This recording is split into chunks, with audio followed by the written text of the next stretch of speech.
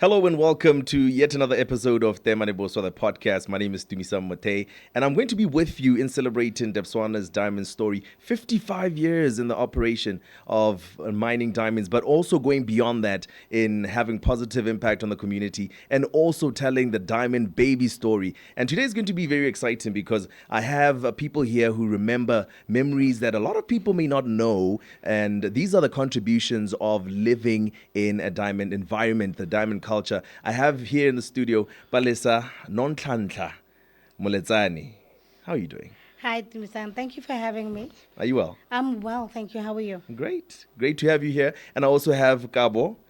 How are you doing? I'm well. I'm well, 𝒕𝒐𝒘𝒏𝒂𝒔. How are you doing? When you were in Orapa. Yes. Yes. So that hesitation is to say your arrival. Yes. To a certain extent, we are. Yes, but welcome nevertheless. Thank you for joining me today. Thanks for having me. Right. Awesome. So we're going to reflect. I mean, starting things off with the sparkle, you know, the culture of living in a diamond town, living in Jwaneng, living in Orapa.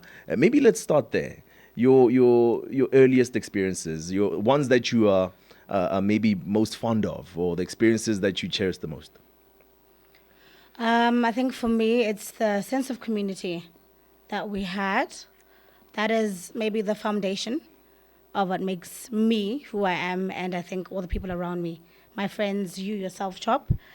And our highlights definitely have to be the end of year Christmas parties. Oh, yeah. Those are definitely highlights. I remember those. Yes.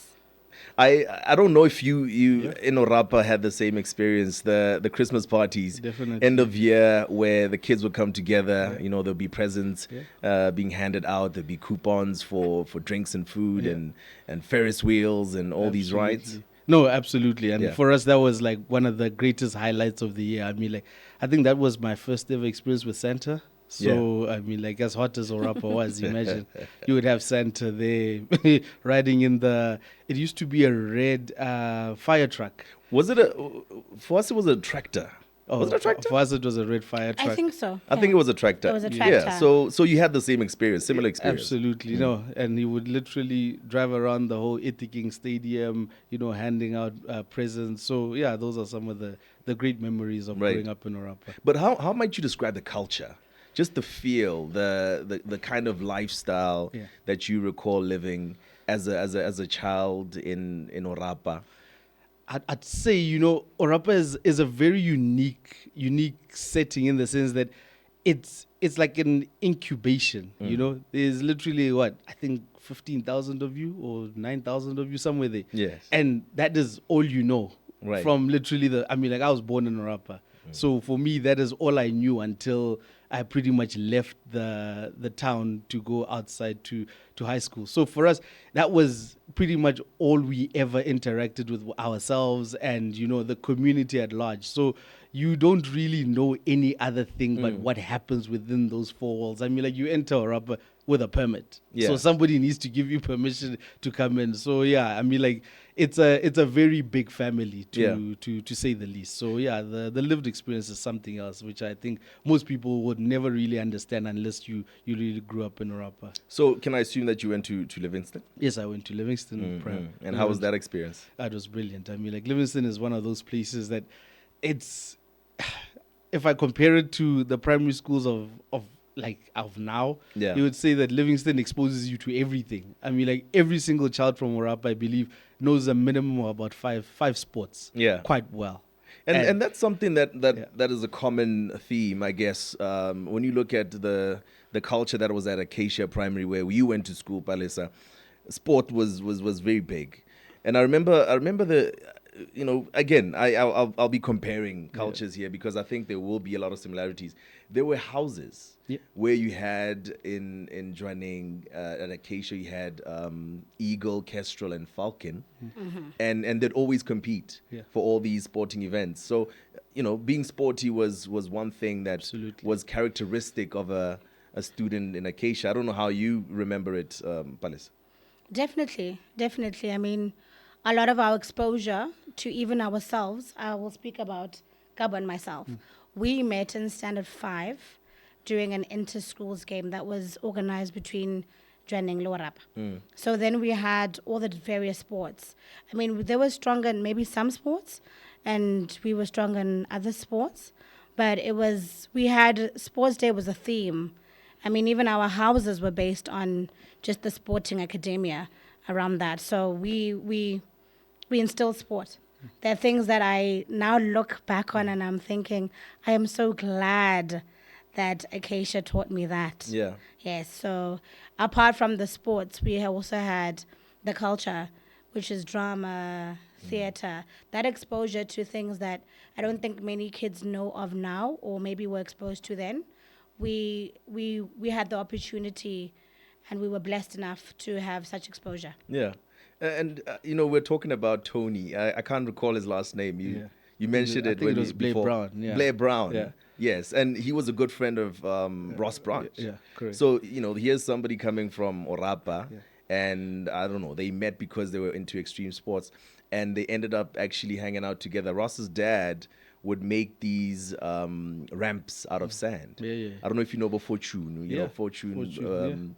Bontsi would come around and we'd use our bikes out there. They had these specialized BMXs, so all the time we'd be breaking our bikes.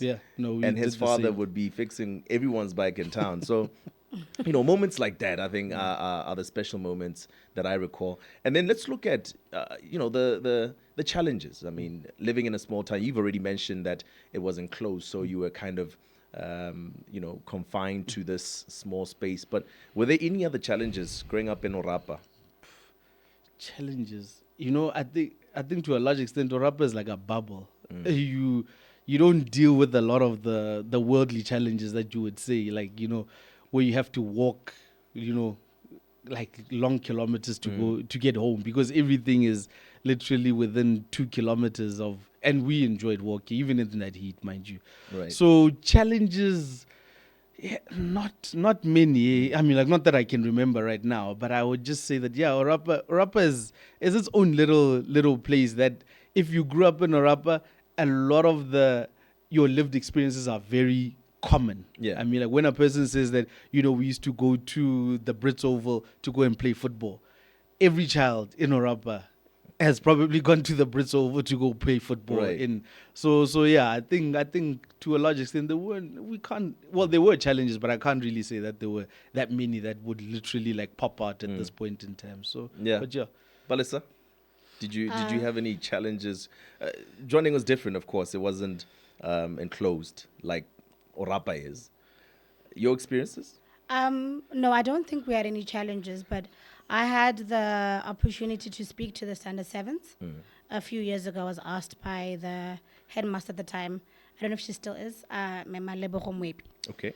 And I spoke to the Standard 7s, not to say that there's challenges, but as Kabo has mentioned, we really do live in a very guarded community and a guarded life. So there's so many elements out there that when you leave Jwaneng, you are not privy to.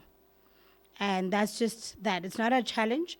It may be something that you need to know and just nudge yourself to know that there's a larger world out there, because we are safely knitted and safely kept. So I had to obviously expose the young kids to that look, there's a really large and big world out there. And because of the city or the towns we come from those loving, comfortable, community-based towns.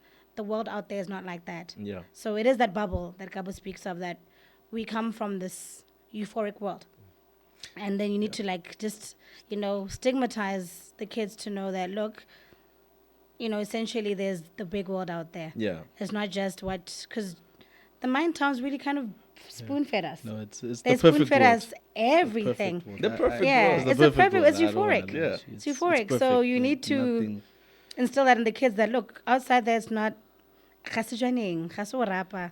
You can't just walk around at night. Exactly. You can't expect everyone to just be kind and it's not like that in the real world. So it's not a challenge. It's just more of, sadly, that's what we're dealt with, not being exposed to the truest reality of how things cannot be as equally soft. Yeah. Yes. So it was a soft life. I mean, if we were to use extremely soft. 2000s that phrase. Yes. Okay, and let's look at the community and engaging with the community. I know Orapa Zoa is the most immediate village. Is it a village? Right? You can say it's a village, right? It was a township. Village. Now it's a it's a bit growing. Better. Yeah, it's grown massive. Yes. I was there last week. It's quite amazing. And I noticed that a lot of people from Orapa, they frequent Zoa. Absolutely. For a variety of services. So your interactions with maybe people in Zoa, maybe even having friends there, was that something that was happening absolutely. at the time? I mean, like for me also, I mean, like luckily by extension, my mom used to run businesses in 𝒕𝒣𝒂𝒏𝒂𝒔. So I mean, like I was there almost every second, third day. So we would interact with the people in 𝒕𝒂�𝒂𝒏, and it formed part of our circle also. Yeah. And the ladies that would be around us are like my moms. It's an extension of my mom. So from a community aspect, it was exactly the same.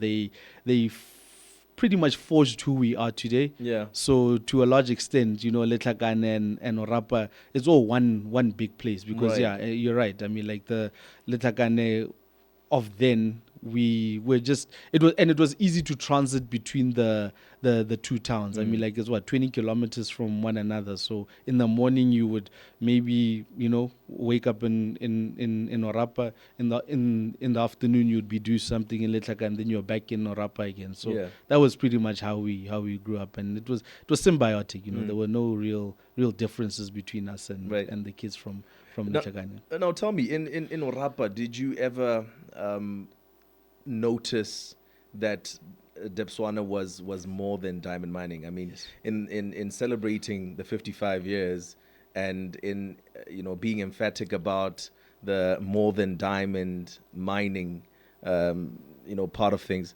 was that evident to you at the time? Did you see any social enterprises, community empowerment, or anything like that? No, absolutely. I mean, like I can't from then pinpoint one, but I mean, like to a large extent, you would find that there were certain kids actually from 𝒕𝒂�💏 that would come to our schools, and that was obviously because of 𝒕𝒐𝒂💏. Yeah. So definitely the social impact you could see it, and obviously they built I think they built one of the clinics in 𝒕𝒂�💏. Right. Back in those days. I stand to be corrected. And obviously there were other communities around. There was Mopipi, Reikops, Mokobakane, Matsumu. Yeah. So there was a lot of work that they were doing over and above what was happening in 𝒕𝒂�💏, because there's a lot of surrounding villages that was. So the impact of 𝒕𝒐𝒂💏 was very evident. Right. And if I remember correctly, the 𝒕𝒐𝒂💏 hospital, most of the people within the community just go through and go visit the hospital without needing a permit, if I remember correctly. So you could definitely feel the impact of the mine in the area. And I guess it was the same for Jwaneng, Palesa. Jwaneng being a huge catchment area for villages, surrounding villages like 𝒕𝒐𝒘𝒏𝒂𝒏, Mukumba, 𝒕𝒐𝒘𝒏𝒔, and Jwaneng ale gauhinyana honale. There was a lot of impact. I mean, right now I haven't been inside 𝒕𝒐𝒂𝒏𝒂𝒏 in a while, but even when the last time I was there, it had grown exponentially. There's roads, there's access to a lot of things that I believe were as a direct result of 𝒕𝒐𝒂💏, forging those relationships and making sure those things are there. Yeah. As well as sponsorships. Even in our primary school stage, there were still kids being taken from other schools and being, afforded what could be the best at that time.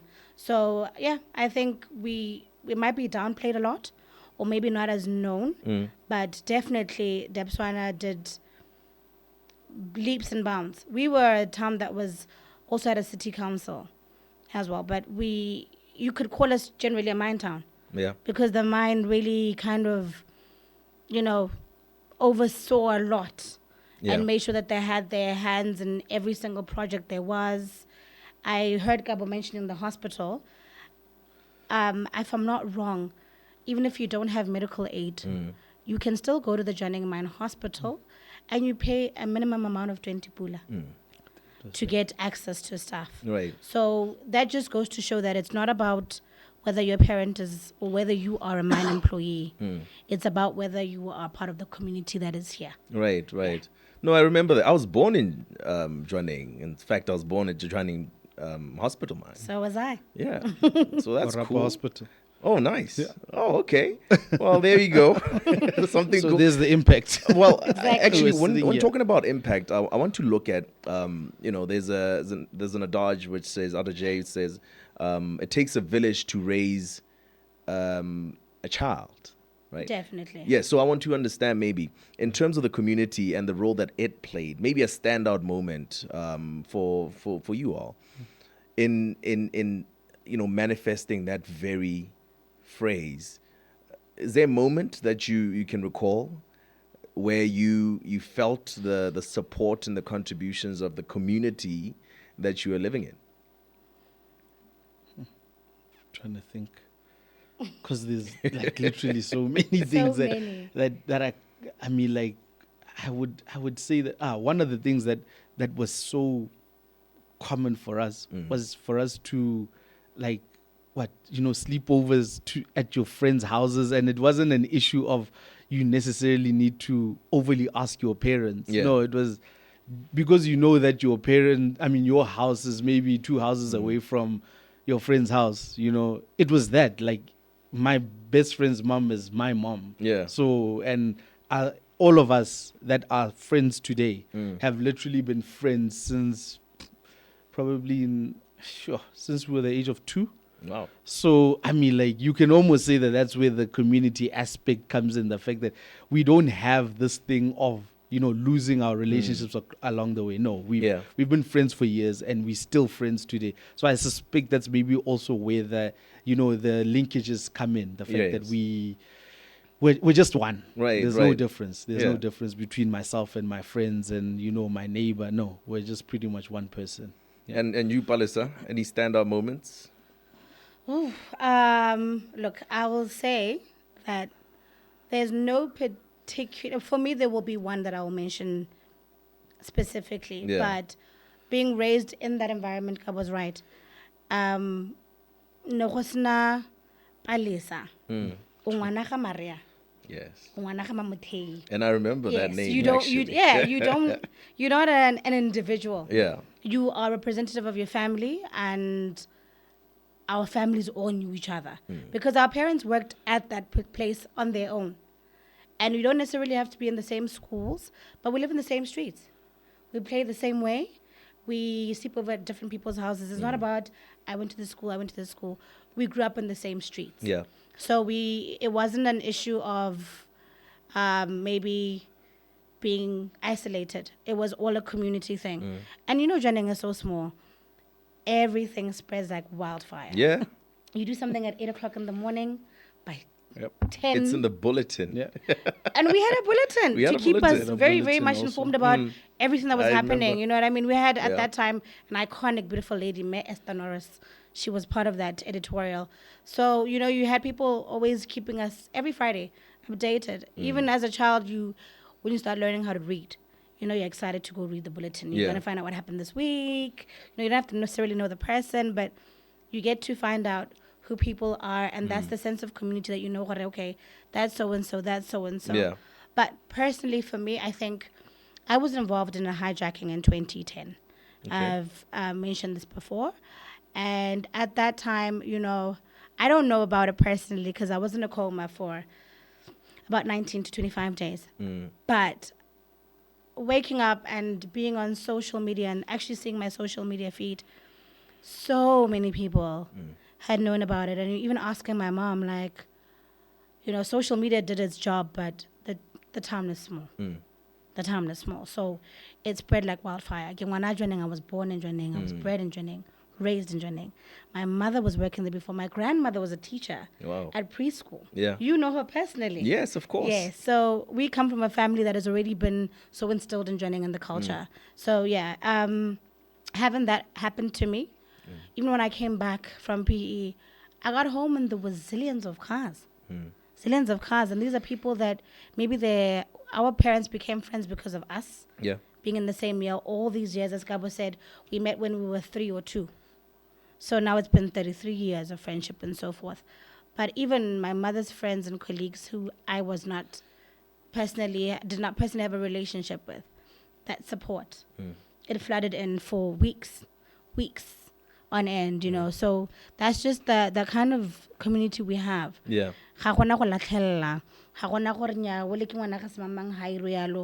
No one cared. You could have been one GM, but how let's you know what I mean? Yeah. And there was no hierarchy about no. We're all one mess. So that's the communities that I think we can both appreciate. We come from. Yeah. We come from that strong background that still is instilled in us now, because our parents are still people who talk, people who, you know, when there's a wedding, you're meeting so many people's parents, you're hugging so many people's parents, because they haven't seen you in a long time. Yeah. So yeah. That's the community. Yeah, no, that's a great way to show that there's that community engagement and the togetherness, the spirit of togetherness. I get that in what you're saying. Yeah. And I get that you know, it makes me wonder if, you know, there's just one person who does a syllabus for for life in Orapa or life in you know, Jwaneng. Maybe at the time, because I don't know how things are. We did have a reunion. I don't know if you, Kabo, have had the same, just having left Orapa with your friends, having parted ways due to different circumstances.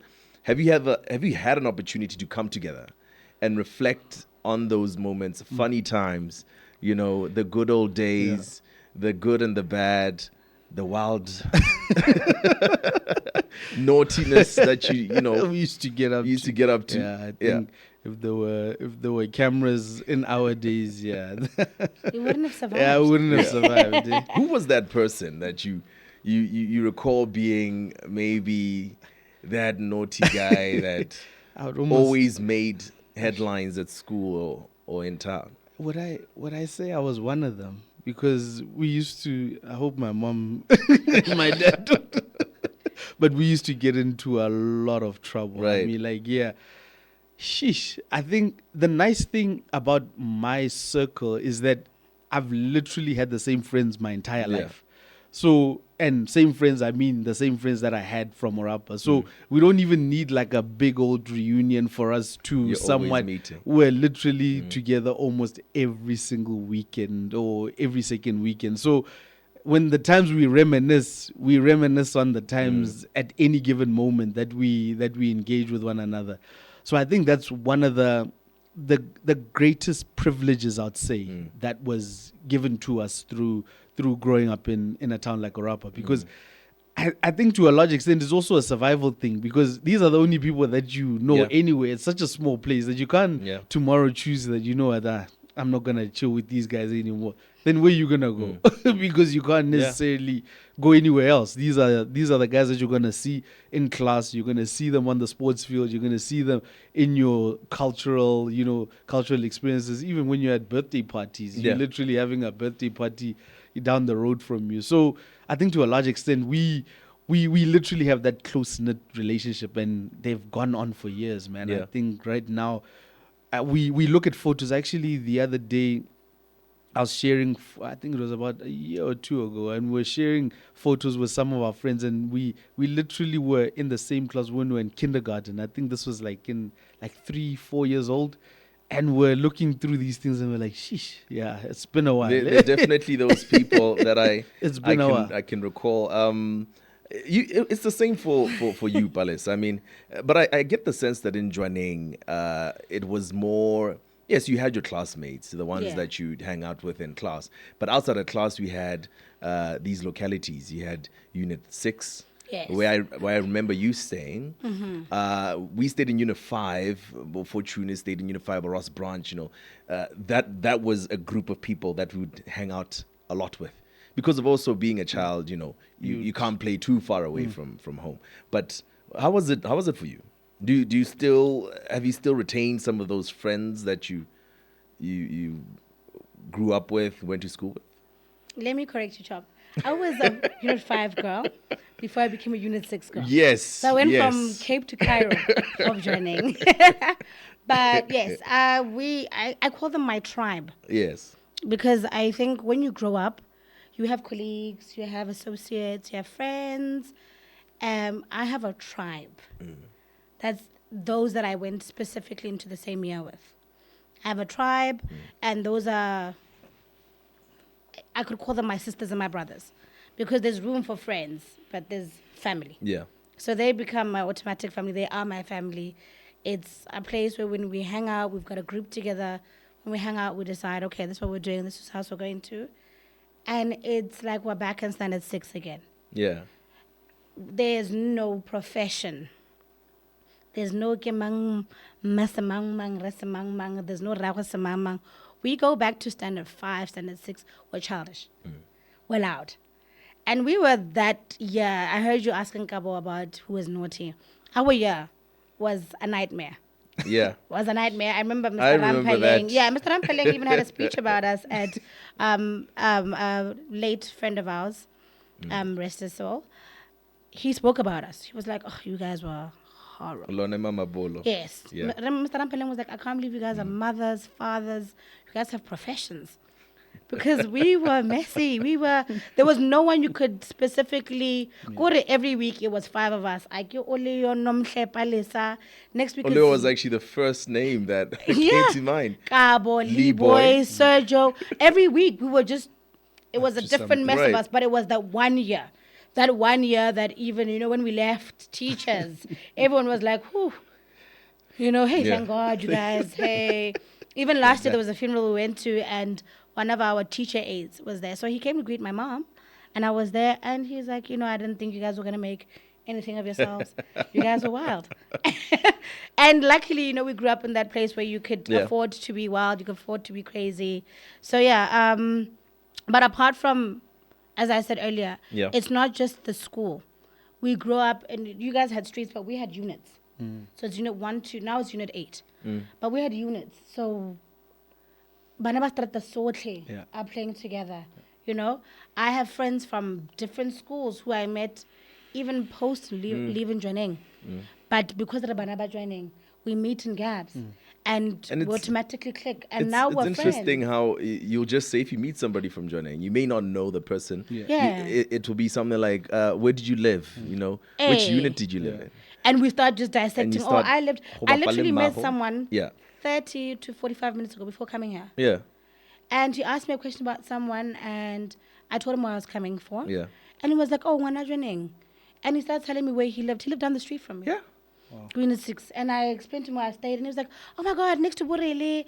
It happened just like that, an hour ago. Right. So this is someone that when he showed me him, when I saw him, I don't know, but I knew his little brother. I was like, oh, I know your little brother. He was so naughty, Inging. So we grew up in that situation, and then we had a reunion. Yeah. And our reunion, Bokabo maybe are very much into their group alone, but we had a lot of older siblings. It was intergenerational. Yeah, we had a lot of older siblings. So I might not have known them at the time like that, but now we're growing older, so that gap is not as large as it looked in standard 6 or standard 2. Yeah, so now we had a reunion in Jwaneng. It was packed for the first time. I mean, for its first annual event, it was packed, and it's the whole of Jwaneng. And it went from ranges of 48 all the way to like 23. Yeah. You know what I mean? At a time where I can give an example. Will Chilisa is someone I know as a family friend, because our families have been friends. But him and I are donkey years apart. Yet, as time has brought us coming to here, we've now started to hang out because they're like, oh, how am I same? Yeah. Oh, I know you, and then even access to certain things, just, it becomes easier because of that fondness. Absolutely. Yeah. Of knowing that, okay, so therefore, whether they have a sibling your age or and they're of your brother's generation, your sister's generation. It's just a great culture. Exactly. So we had a reunion where that age range was there. And there was no banana bahale mamang. It's all about wanomonas mamang, mamang. And that was just how we managed to gel and do what we did. Right. Absolutely. They say diamonds are forever, right? Yeah. And I'm wondering, from your own lived experiences, living in Orapa, occasioning other places, maybe even Jwaneng, likewise you, Palesa, is there something that you will forever stick with you? You know, a life lesson, maybe an experience of yours, right? Maybe somebody that you've met from Orapa, from Jwaneng, looking back all those years ago. I would not pinpoint one person, but definitely I will say that growing up in Orapa specifically will somewhat be something I will reminisce for the rest of my life. Right. Honestly, because I think, you know, there's a massive contrast between, you know, living. I mean, like I spent 24 years of my life in Orapa. So I mean, like, to a large extent, that's all I knew, you know. So then contrasting that with coming to Gabs and whatever, you know, and living and working in Gabs. So constantly always looking back to Orapa is like, geez, there's nothing better. Nostalgia. There's nothing, there's absolutely, and It's that that is bubble what that you was talking about exactly. I don't believe that there will ever be anything that will be the same or that would ever replicate my living in Orapa, because it will. I mean, forever cherish it will. It will live forever. I Yeah. mean, like, till the day, you know. It will always just be, you know what, Orapa was just the best thing to ever happen to you. Are you sporty, by the way? Yes, Okay. I You play squash? I should played assume. squash, played tennis. Everyone plays squash in Orapa, by the way. And right, it's one of the funniest things, and everybody can swim. Yeah, everybody can swim. Everybody can swim. I mean, like, I tried every sport. I did Cricket? golf, Did you play cricket? Yeah. Like I'm saying, you know, at least a minimum about 5 sports. There were when some really good sportsmen that came out of Orapa, you know, yeah. 𝒕𝒐𝒃𝒔, I don't know if you remember 𝒕𝒐𝒃𝒔. Yeah, no, 𝗧𝗘𝗓 is slightly older than 𝒕𝒂𝒏𝒂𝒑 Mogae. played basketball. Yeah, you know, yeah. at national level.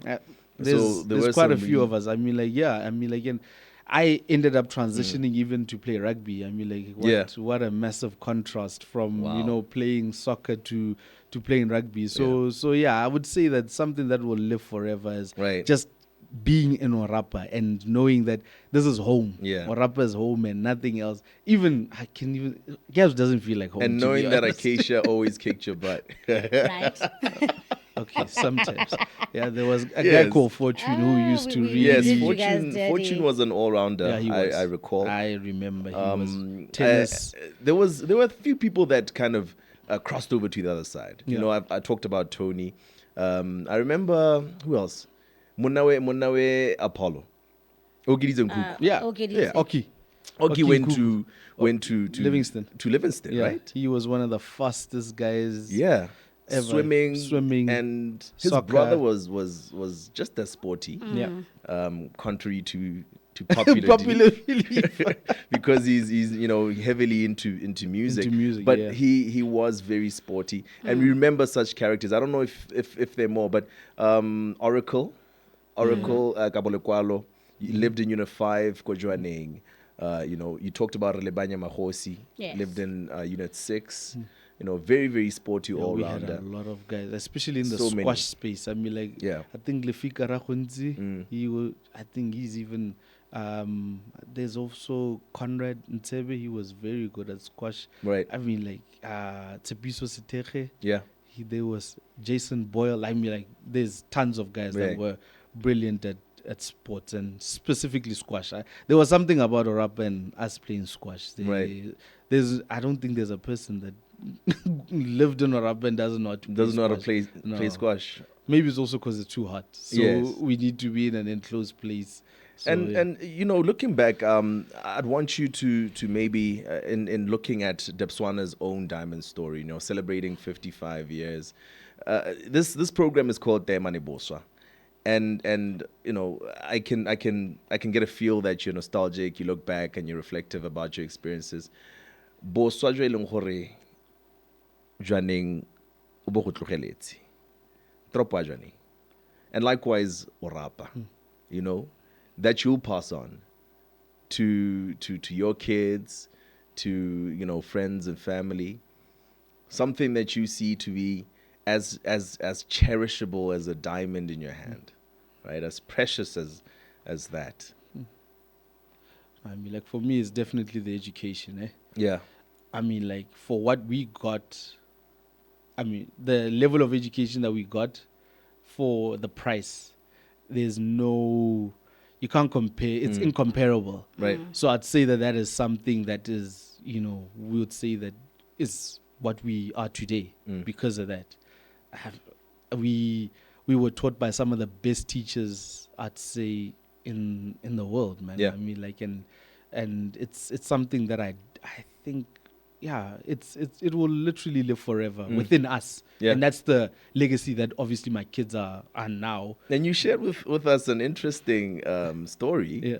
That your child is being taught by Yes, absolutely. the very same teacher who taught me 𝗧𝗘𝗧𝗧 back in Livingston. Yeah. Machikomba was in kindergarten teaching my kids 𝗧𝗘𝗧. I mean, like, imagine. That's incredible. That's a good 360. Yeah, no, proper that's 360. that's incredible. And for you, Palesa. I'd like to agree with Kabo with the education. When we look back, we even spoke about it. 200 pula. Yeah. For all that 𝒕𝒐𝒘𝒂𝒏𝒂𝒏 gave you, 𝒕𝒐𝒘𝒂𝒏𝒂𝒏 gave us learning how to play musical instruments. Mr. Darnham. Yes, Mr. Dunn, Mr. Preston. Mr. Preston. They taught us Yeah. TNT, Mr. Nunes. Mr. Nunes. We had computer science, is it? Mr. Warren at some point. Was Mr. Powell? I Mr. think? Powell as well. We had science with Mr. Ma. We had school trips that were out of the country. This is for 200 pula. That's when we were doing it at that time, we thought it was tedious. I felt like they were pulling our teeth. But now I am a young black woman who can play a recorder. Yeah. I can teach another kid a recorder. There are certain things that when you look back and you think, wow, it actually makes me stand out from the rest. Yeah. Yeah, it does. We went to MAP. Yeah. So when we got to MAP, there were some kids who had never known how to play a musical instrument. And I was excelling at recorder. Yeah. So there are things that you just don't get to see. And that comes back to the education. Even being afforded the chance to go to Marapula. It's all because of 𝒕𝒐𝒘𝒂𝒏𝒂𝒏. Even the Know what I language mean? that you Even the use. I mean, Exactly. already you know what a crescendo is. Crescendo. Tremolo. Exactly. And all those Being artists that part we used of to listen to. plays, all that stuff is that culture, that authenticity in education, and just making sure that it's not just academia. It's something that even now I wish if I could go back and work with Jwaneng, I would. Yeah. I would take it in a heartbeat because I'd like my kids to know and have the childhood I had where you can play or run in a sack race. Yeah. There's certain things that other people Yeah. just don't know. Sack race, And egg right race. now egg it makes races. an egg race. And right now it makes you seem like, wow, good guy. Yeah. And good Jwaneng. You know what I mean? Yeah. Just Yeah. a small little mine town. So Yeah. I think the education from me, and then also the sense of responsibility, accountability, humility, and respect. I don't know how to put that in one, but because we were never isolated as a child, you were ngwana semangmang, and you grew up being ngwana semangmang, accountable for that. You grow up with that general respect for everyone around you.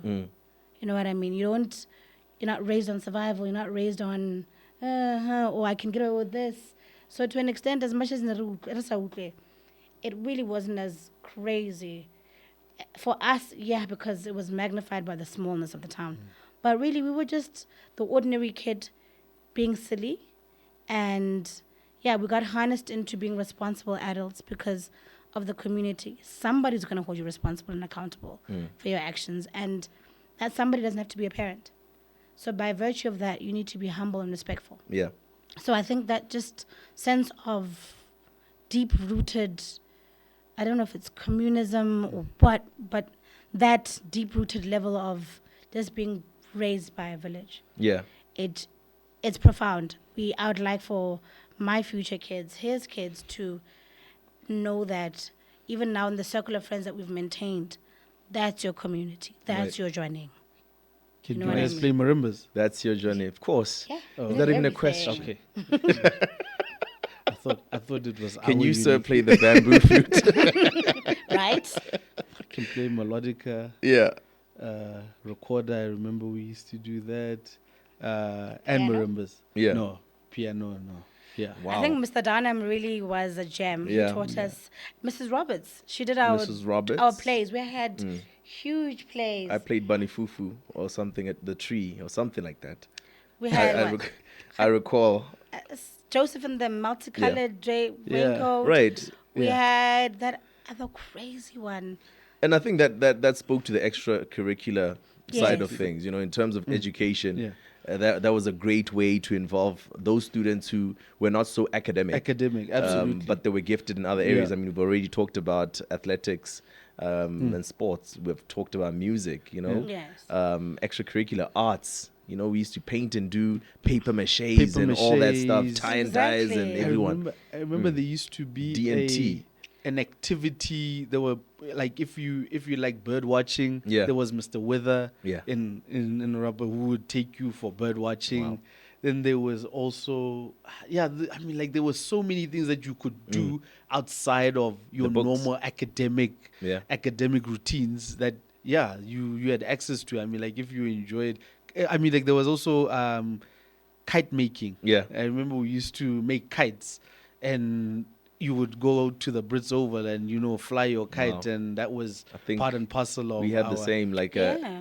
egg testing We thing did. We where had you had to put an egg in a container and Yes. we they had drop that- it from the that second floor. science- We had that science experiment where you had to do that dot with yes. the magnifier and you let it Yes. burn.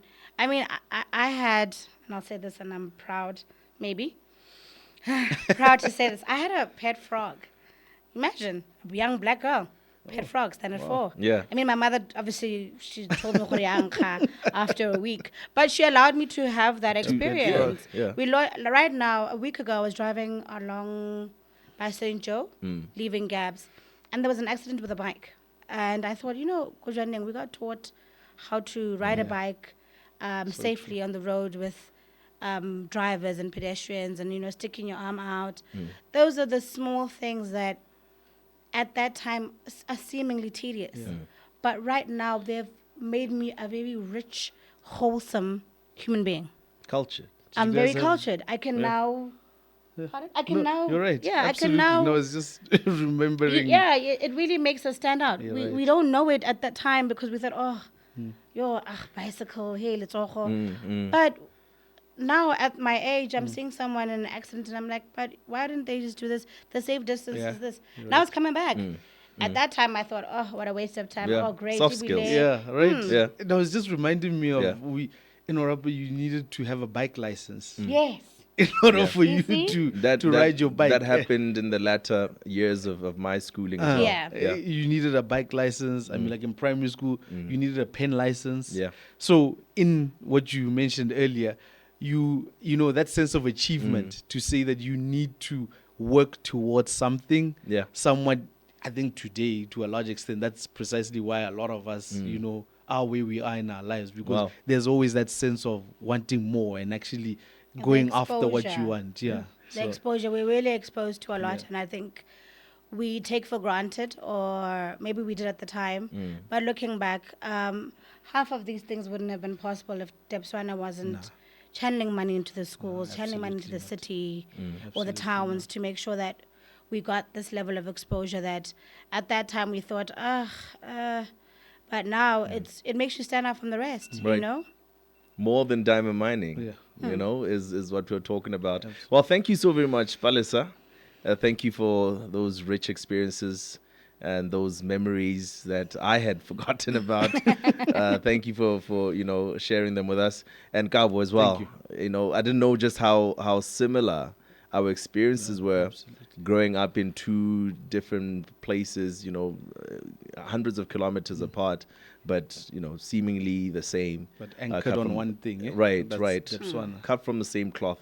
Thank you so very much, and hopefully we will keep having more interactions. I mean, to find out how your child, how similar your child's experiences is to yours growing up, No, and definitely. those that will come after us. After us. Yeah. No, definitely. Awesome. Thank Thank you. you for having us, Thank John. you. Thank you for That's having how we come to the end of today's episode of 𝒕𝒢𝗦𝗪𝗧, the podcast. Join us next time when we look at other aspects of the contributions of 𝒕𝒢𝗦𝗪 in the community, its impact, and beginning from a humble point to global impact. And that's how we are celebrating the 55 years it's been in operation and also going beyond diamond mining. Thank you and goodbye.